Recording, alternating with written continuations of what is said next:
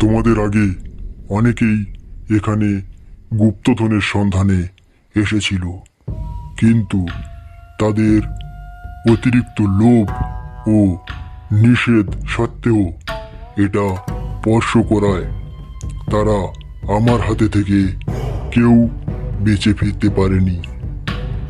যদি আমরা এই বাক্সটা নিই তাহলে কি হবে? আমরাও কি ওদের মতো মারা যাব?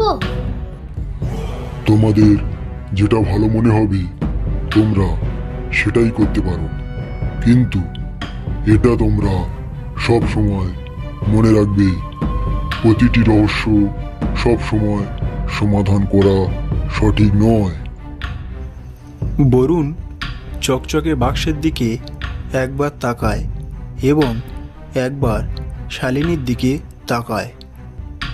তার যেমন অজানাকে জানবার ইচ্ছা, আবার অন্যদিকে নিজেদের প্রাণের ঝুঁকি। এদিকে শালিনী সামনের দিকে কিছুটা এগিয়ে যায়।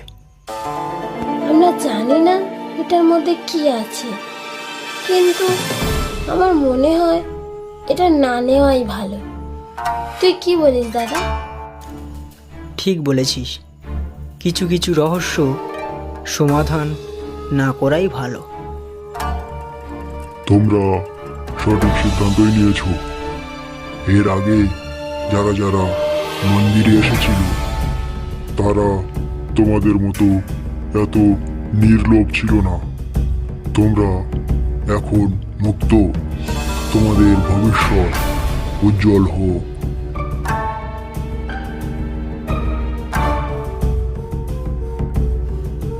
আজ আমাদের একটু বেশি বাড়াবাড়ি হয়ে গিয়েছিল।